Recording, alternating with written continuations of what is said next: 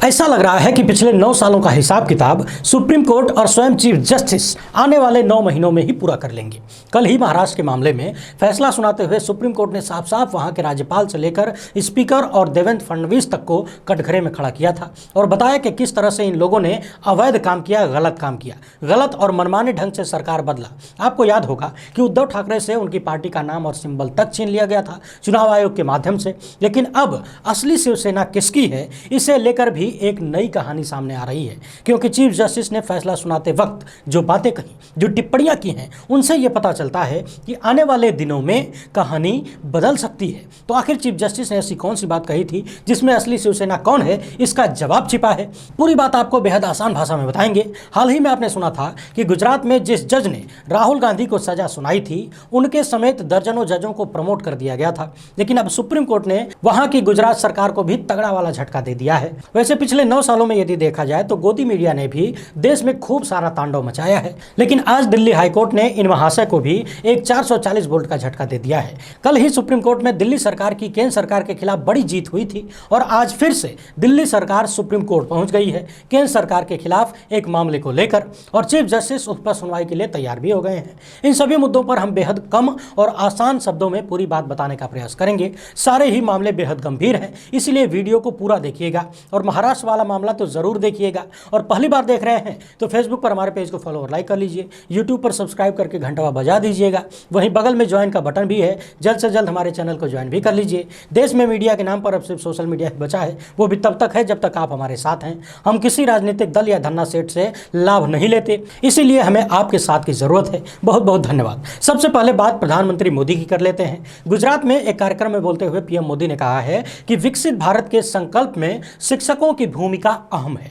इस दौरान उन्होंने अपने सरकार द्वारा किए गए कार्यों की खूब सराहना की, जैसा कि हर एक नेता करता है, इसमें कोई बुराई भी नहीं है। मगर सवाल यह है कि पीएम मोदी के अनुसार भारत यदि विकसित होने की तरफ बढ़ रहा है और विकसित भारत के संकल्प में शिक्षकों की भूमिका यदि अहम है, तो फिर उत्तर प्रदेश जैसे राज्य में जहां पर शिक्षा व्यवस्था पहले से खस्ता हाल है, बात प्राइमरी स्तर की कर लीजिए या फिर विश्वविद्यालय स्तर की, विश्वविद्यालयों में प्रोफेसर नहीं है तो प्राइमरी स्कूलों में एक ही मास्टर साहब कई कक्षाओं के छात्रों को एक साथ बैठाकर पढ़ाते हैं। एक तरफ क से कौवा चल रहा होता है तो दूसरी तरफ 1 इकाई 2 दहाई 2 1 21 हो रहा होता है, यानी कि शिक्षकों की भारी कमी है। 2022 के विधानसभा चुनाव से पहले खुद उत्तर प्रदेश के मुख्यमंत्री योगी आदित्यनाथ ने शिक्षकों की भर्ती कराने का वादा किया था।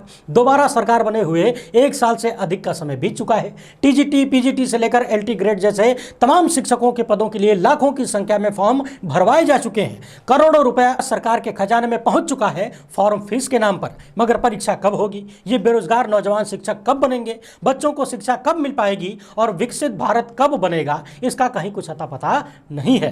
देश के सबसे बड़े राज्य उत्तर प्रदेश में लाखों की संख्या में नौजवान टेट सीटेट जैसी परीक्षाएं हर साल पास कर रहे हैं और पास करके टुकुर टुकुर मुंह ताक रहे हैं कि कब भर्तियां आएगी, परीक्षा होगी, रिजल्टवा आएगा, नौकरियां मिलेगी, इसके बाद ब्याह होगा, जीवन आगे बढ़ेगा। मगर यह सब कुछ तब होगा जब सरकार चाहेगी।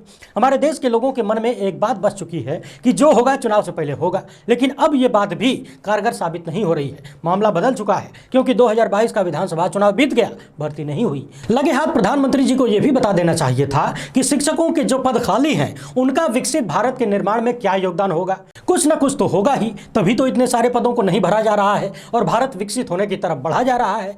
पिछले दिनों राहुल गांधी दिल्ली यूनिवर्सिटी में छात्रों के हॉस्टल में पहुंच गए थे। उन्होंने छात्रों के साथ भोजन भी किया, बातचीत की। अब हॉस्टल के अध्यक्ष ने राहुल गांधी को नोटिस भेजा है और कहा है कि आपका आचरण मर्यादा से परे था। अचानक छात्रावास में आना यह अतिचार है, गैर जिम्मेदाराना व्यवहार जैसा है। भविष्य में ऐसा कोई कदम न उठाया जाए, इससे परहेज करें। वहीं दिल्ली पुलिस ने कोर्ट में बताया है कि ब्रजभूषण शरण सिंह के खिलाफ यौन उत्पीड़न मामले में जांच के लिए एसआईटी गठित कर दी गई है। मगर वो सवाल अभी भी सीना ताने खड़ा है कि ब्रजभूषण शरण सिंह की गिरफ्तारी क्यों नहीं हुई। पश्चिम बंगाल सरकार ने द केरला स्टोरी नाम की फिल्म पर बैन लगा दिया था। यह मामला सुप्रीम कोर्ट पहुंचा था। आज सुनवाई के दौरान सुप्रीम कोर्ट ने पूछा कि जब पूरे देश में द केरला स्टोरी चल रही है तो बंगाल में बैन क्यों लगाया जाए। वीडियो शूट होने तक इससे आगे की जानकारी नहीं मिल पाई थी। साल 2019 के लोकसभा चुनाव के दौरान राहुल गांधी ने कर्नाटक के कोलार में भाषण देते हुए यह कहा था कि नीरव मोदी, ललित मोदी, नरेंद्र मोदी, इन सारे चोरों के नाम में मोदी क्यों है। इसे लेकर हाल ही में गुजरात की एक कोर्ट ने राहुल गांधी को सजा सुनाई थी और इसके तुरंत बाद खबर आई कि जिस जज ने राहुल गांधी को ऐतिहासिक रूप से सबसे अधिक जो सजा दी जा सकती थी वो सजा सुनाई, उस जज का प्रमोशन कर दिया गया और सिर्फ उन्हीं का नहीं बल्कि उनके साथ 68 अन्य जजों का भी प्रमोशन किया गया। मगर अब सुप्रीम कोर्ट ने उन सभी 68 जजों के प्रमोशन पर रोक लगा दी है और कहा है कि जो उनकी ओरिजिनल पोस्ट यानी मूल पद था उस पर तुरंत वापस भेज दिया जाए। सुप्रीम कोर्ट ने यह फैसला जस्टिस M.R. शाह और जस्टिस C.T. रविकुमार की बेंच ने सुनाया। इस आदेश में जो कहा गया है उसको जरा ध्यान से सुनिएगा। जस्टिस शाह ने कहा कि प्रमोशन मेरिट, सीनियरिटी और सुटेबिलिटी टेस्ट पास करने के आधार पर किया जाना चाहिए। इस मामले में हाईकोर्ट की सिफारिश और बाद में राज्य सरकार की अधिसूचना दोनों ही अवैध है। क्या यहां यह सवाल नहीं उठता है कि अपने लोगों को फायदा पहुंचाने के लिए वैध अवैध का ध्यान भी नहीं रखा जाता है? इस मामले में जो याचिका दायर की गई है उसमें बताया गया है कि कई ऐसे जज हैं जिन्होंने प्रमोशन के लिए हुई परीक्षा में ज्यादा अंक हासिल किए, फिर भी उनका सिलेक्शन नहीं किया गया बल्कि कम अंक पाने वाले कैंडिडेट्स को प्रमोट कर दिया गया। सोच कर देखिए यह मामला कितना गंभीर है और देश की न्याय व्यवस्था पर कितने बड़े सवाल खड़ा करता है। क्या प्रधानमंत्री जी इस मामले में बताना चाहेंगे कि कम नंबर पाने वाले जजों को प्रमोट करने से कौन सा विकसित भारत बनता है? और जो जज साहब लोग इस तरह से कम नंबर पाने के बावजूद प्रमोट होकर आगे जाएंगे, अपने ही साथी जजों के साथ अन्याय करके आगे जाएंगे, वो दूसरों के साथ किस तरीके का न्याय करेंगे? क्या यह सवाल पूछा नहीं जाना चाहिए? इस मामले में एक और दिलचस्प बात है और वो ये है, बेंच के नोटिस जारी करने से पहले ही हाई कोर्ट ने जिला जजों को प्रमोशन की सिफारिश कर दी और नोटिस जारी होने के समय यह फाइल गुजरात सरकार के पास लंबित थी और इसके बाद एक सप्ताह के भीतर ही गुजरात सरकार ने जजों के प्रमोशन की अधिसूचना जारी कर दी। अब यदि यह सारा क्रियाकलाप विश्व गुरु बनने का कोई माध्यम है तो सरकार को जल्द से जल्द स्पष्ट कर देना चाहिए, कोनो कंफ्यूजन न बची रहे। दिल्ली में पिछले कई सालों से केंद्र सरकार द्वारा नियुक्त LG और दिल्ली सरकार के बीच खींचतान चल रही थी। किसकी शक्ति कहां तक है, शक्ति प्रयोग चल रहा था। मगर सुप्रीम कोर्ट ने एक बार में सब कुछ साफ कर दिया और LG से कह दिया कि आपकी शक्तियां लोक व्यवस्था, पुलिस और भूमि से संबंधित मामलों में ही है, बाकी सभी मामलों में दिल्ली की चुनी हुई सरकार फैसला ले सकती है, कानून बना सकती है। यानी अधिकारियों के ट्रांसफर पोस्टिंग का भी सारा मामला दिल्ली सरकार के हाथ में दे दिया गया। जैसे ही दिल्ली सरकार को स्पष्ट अधिकार मिला, उसने सेवा विभाग के एक सचिव को हटा दिया। मगर अब दिल्ली सरकार का कहना है कि केंद्र सरकार यानी केंद्र की मोदी सरकार सचिव का ट्रांसफर नहीं कर रही है। इसे लेकर दिल्ली के अरविंद केजरीवाल सरकार अब सुप्रीम कोर्ट पहुंच चुकी है और सुप्रीम कोर्ट में चीफ जस्टिस DY चंद्रचूड़ ने इस मामले पर सुनवाई के लिए हामी भी भर दी है और कहा है कि अगले हफ्ते इस मामले में बेंच का गठन करेंगे। अब पहले गोदी मीडिया वाले मामले की चर्चा कर लेते हैं, फिर विशिष्ट चर्चा करेंगे असली शिवसेना किसकी है। पिछले कई सालों से हमारे देश का लगभग पूरा का पूरा गोदी मीडिया झूठी खबरों को फैलाने और उनके माध्यम से नफरत को प्रचारित करने का कार्य 24 घंटे करता है। देश को बांटने और बर्बाद करने के इस कार्यक्रम में इनकी भी अहम भूमिका है।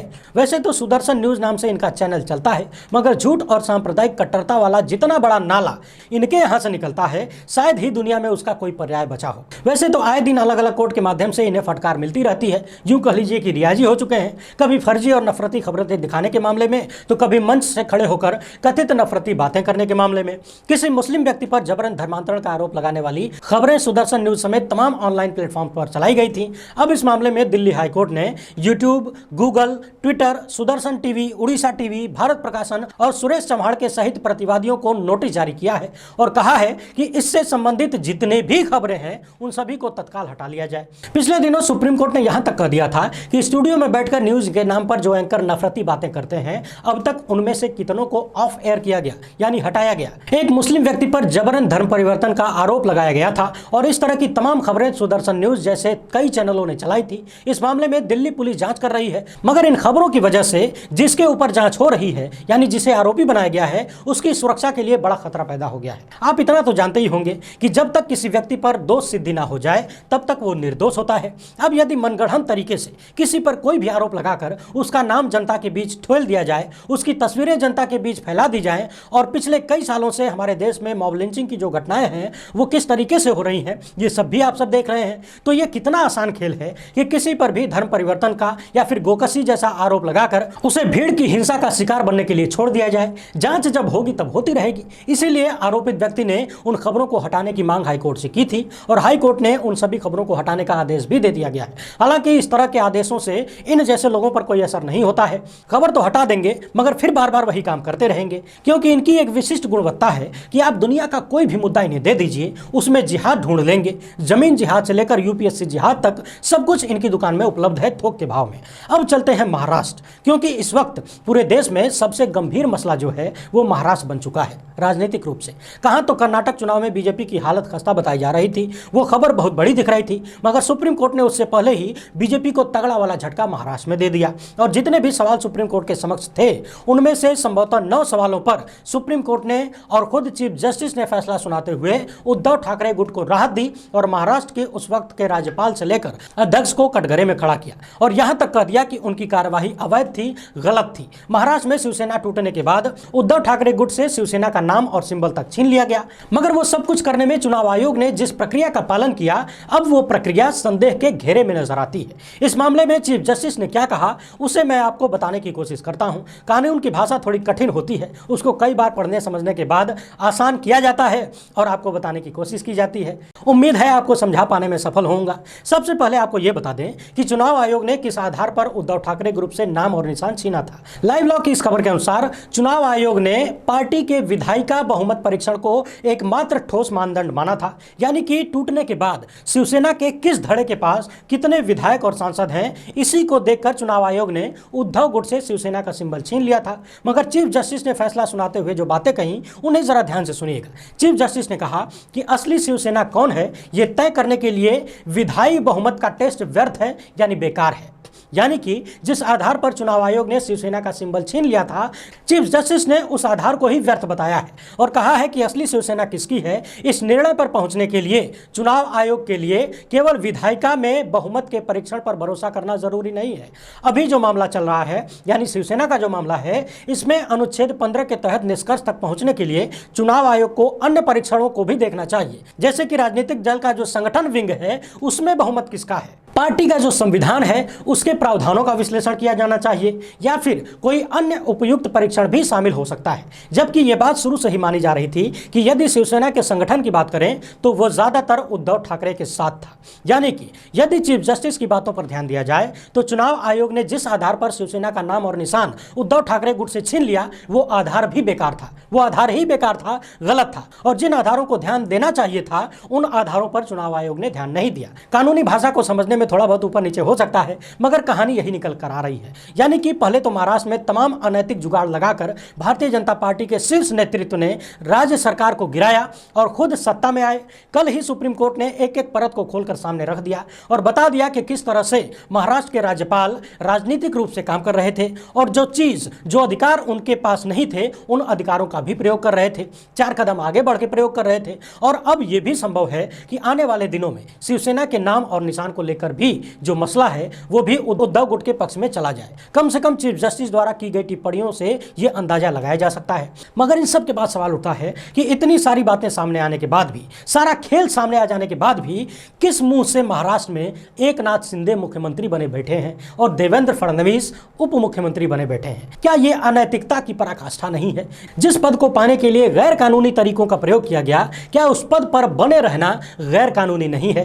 क्या इन लोगों के भीतर तनिक भी नैतिकता नहीं बची है? कहां तो अपने किए गए कर्मों पर शर्म आनी चाहिए, मगर इसके विपरीत गोदी मीडिया वाले सुप्रीम कोर्ट के इस फैसले को शिंदे गुट की जीत बता रहे हैं, भाजपा की जीत बता रहे हैं और महाराष्ट्र समेत तमाम बीजेपी नेता भी इसे अपनी जीत बता रहे हैं। अपनी जबरदस्त हार और बेइज्जती को कैसे इंजॉय किया जाता है ये बीजेपी के नेताओं से सीखने लायक है। ये सब कुछ देखकर यकीन नहीं होता कि इसी देश में पंडित नेहरू, सरदार पटेल, लाल बहादुर शास्त्री, चंद्रशेखर और अटल बिहारी वाजपेयी जैसे नेता भी हुए। वीडियो अच्छी लगी हो तो ज़्यादा से ज़्यादा लोगों तक पहुँचाइएगा। हमसे जुड़ने के लिए बहुत बहुत धन्यवाद। जय हिंद।